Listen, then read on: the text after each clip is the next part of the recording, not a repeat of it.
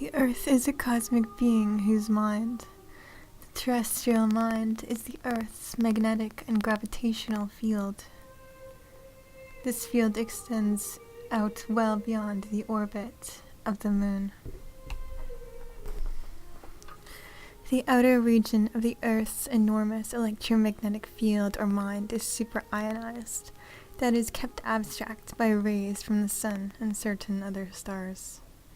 It is unimaginably cosmic, containing inconceivable future Earth existences, or cultures in which man has yet to participate. These represent the future potential of the race.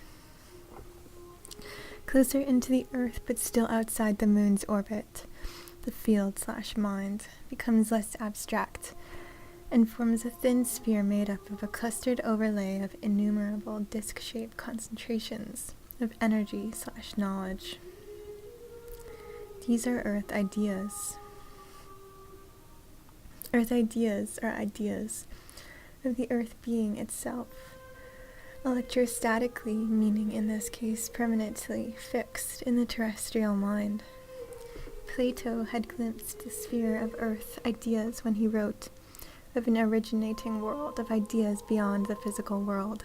All Earth objects are the manifestation of Earth ideas. In spite of their proximity to each other, Earth ideas remain pristinely separate in the mind. None influences or blends with any other. This sphere of Earth ideas is the matrix behind the inevitability of shapes, which all classes of Earth things must take. This guarantees that all Earth objects are formed with the same astonishing exactitude as crystals. The presence of the idea creates a magnetic warp in the immediately surrounding field, so that it dips or phases at 32 points.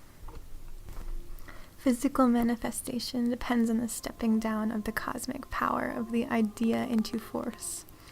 This is done through the medium of the psyche. The psyche is a relatively substantial, supersensitive plasma, extending in form from the orbit of the Moon.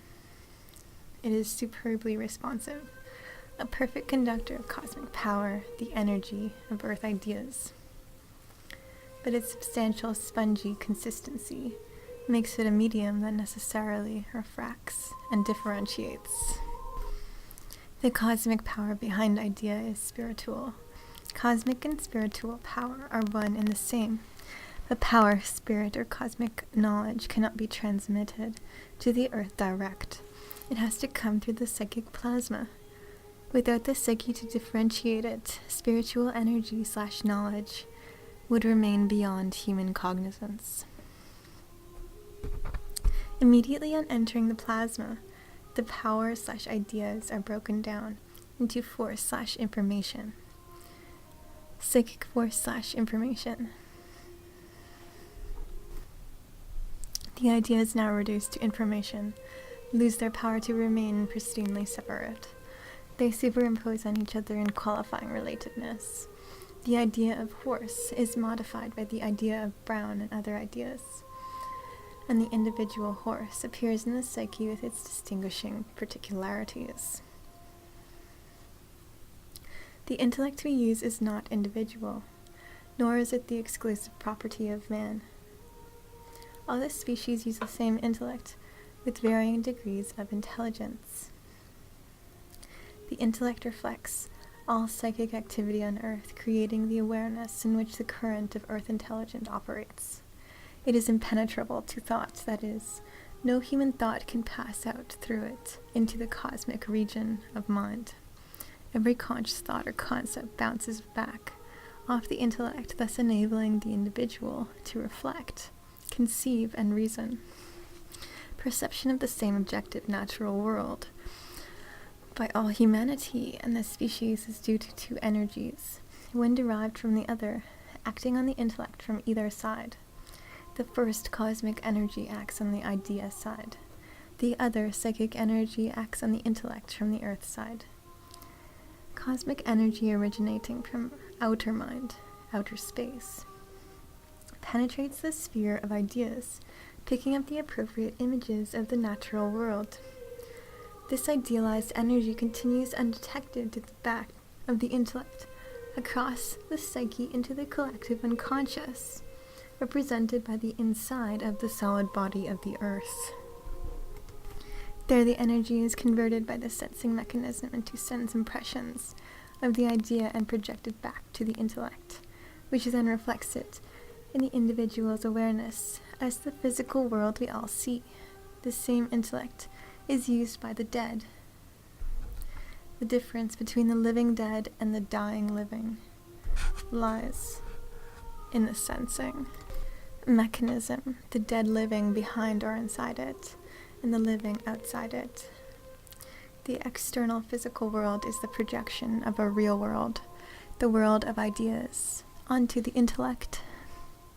In effect, it is a reflection in matter or sense, which is as relatively real and as powerfully deceptive as any reflection an observer is prepared to identify with. Inside the external world, that is, within the observer, is the vital world, the feeling world of the vital double. And within that vital world is the reality of all physical existence, the sun, moon, and entire universe. Not in the relatively flat perspective in which we observe it externally, but in its ideal diamond-like splendor. Man's vital double looks into this magnificent, energetic world in a way similar to how we look out at our beautiful natural world, the real world's reflection. However, it is our vital double's vision of the real world that supplies the joyous feelings behind our perceptions of the earth's beauty. What we see with the psyche out there is devoid of such beauteous reality. Often we see the world as it is, in all its emptiness, and it is terrifying. Then we reconnect with the vision of our vital double, and although nothing has changed, life loses its drab, hopeless mundanity, and is worth living again. In life, and especially in death, man can consciously perceive the supernal real world direct through his vital double, but only as lucidly as he has managed while alive to free himself from identification with the reflected world, and to that degree has united with his double. The psychological and vital roots of every man, his real-eyed entity, as distinct from his persona, are in the world of the living dead. We know this and live this every moment through our immortal vital double. Otherwise, we could not possibly go on. None of our senses is real. None of our sense organs can realize, that is, make known to itself its own existence. Each sense is dependent on some other sense to verify its external existence. What this means is that each sense is manufactured or concocted by the other senses, which themselves are not real. When the fixed perceptions provided by the positional senses of sight and touch disappear, who can say what shape or form the body has? The body has being, feeling, sensation, call it what you will. This sensation is its reality, its only positivity. Our senses have produced a body that ages and dies. Sensation never ages, never dies, and although it may alter in frequency, as between pain and well-being, it is never absent. The body, as indeterminate sensation, is the ground of our psychic existence, whether we are alive, dead, or dreaming. This body cannot die. Only our fixed perceptions are seen to be dying. Does this mean there is no physical world in reality? No, it means there is no reality in the physical world, except that which I provide. If the physical world were real, no one would die and no object would disappear. The reality of the physical world lies first in the psychic world, in my vital double. But until I can get control of my own emotional space, I can never discover this reality or any other. I must go on dreaming and sensing it. External space, the sense-perceived world, contains no living or feeling thing. It is defined as four-dimensional, everything in it being distinguished by length, breadth, thickness, and time, or more simply position. In spite of appearances, and by definition, no object or person in external space has feeling or sensation. Feeling and sensation are qualities exclusive to the fifth dimension, which operate solely within the observer, and is in fact his double vital, or the psychic world. The most difficult part to grasp of the idea of the fifth dimension is that only one viewer-feeler exists in the world, the individual I, who am viewing and feeling now. Any contention of plurality of viewers/feelers is assumption based on four-dimensional reasoning and has no truth outside of appearance. Inevitably, this raises the question of suffering observed in people and animals. Such suffering exists only to the degree it equates compassion in the observer. Compassion is vicarious suffering, by one for another, the sole albeit tenuous virtue. In the sense-perceived world, compassion alone has the power to end the appearance of pain in the world, the conditions in which our fellow men and the species are observed to suffer. Moreover, by reducing the external conditions, hunger, injustice, cruelty, poverty, exploitation, compassion then has a reflex effect of actually reducing reality of pain. That is, pain I, the observer, feel or will feel.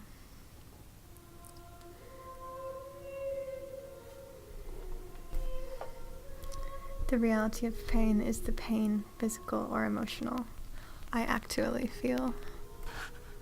There is one universal mind. In it are innumerable creation points, stars, each of which is the center of its own stellar mind. The earth originated in the solar mind as a creative thought of the sun. This occurred long before the planet appeared in outer space. Intelligence is the condition of mind, that is, it varies in degree according to the mind expressing it. Will stands behind mind, entering and pervading it at will. Will is extra-cosmic. No intelligence can ever grasp what will is. The closest word to describe will is purpose. A creative power can only be aware of the idea, the object of its willing. An idea is merely a part of purpose, as is any object or objective. Purpose is the will's inviolable secret. The will's consideration of the sun's earth thought was not dissimilar to what occurs in the human mind or psyche. When a creative thought forms in the psyche, the will either attaches itself to it or it does not. If not, nothing happens. By strength of will, the power of the original idea is stepped down and held in four permanent states of deepening density. These in turn are divided into 7 levels of terrestrial mind. Original purity and simplicity are intentionally sacrificed to form ever more densifying and differentiating strata of forces, energies, and information. What began as unity, the pristine 7th level of the earth, degenerates into an actual world of simulated sense experience. Unity becomes duality, multiplicity, and finally infinite complexity. So that the idea which cannot really be, can be seen or sensed to be. In the space between level 7 and level 1, mind becomes matter. The sun's earth thought formed the nucleus, the original 7th level of the terrestrial mind. In the beginning it was all there was of the earth. The other 6 levels were added gradually, one by one, over what we must regard as an enormous stretch of time. All 7 levels of terrestrial mind are embodied in man. Level 1 is his awareness of the outer world or physical universe. Level 2 is where he thinks and dreams, his subconscious. Level 3 is where he sleeps dreamlessly and survives death, in which he has very little knowledge and experience of. This is his unconscious. Separating levels 3 and 4 is a narrow area I have called the band of death. Level 4 is man's individual evolving soul. Level 5 is his true soul. And level 6 is the will or great self. Man upholds and creates all the levels below. And in level 7 he is the consciousness of the earth itself, literally the spirit of humanity, the cosmic lord of the earth. The 4 states or densities of terrestrial mind are, first, the spiritual or cosmic state forming levels 7 and 6. This is consciousness, the awareness, supporting all intelligence.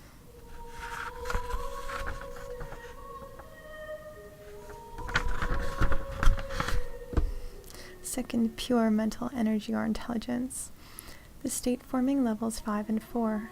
Third, psyche, the state forming levels 3 and 2. Fourth, sense or matter, the state forming the material outer world of level 1. Reversing the image of level 7 as the nucleus of terrestrial mind, it can be said that consciousness, the first state, supports and makes possible the other 3. Inside consciousness is intelligence, inside intelligence is the psyche, and the focal point of all 3 is the sense-perceived physical world. Each of these 7 levels is an actual world,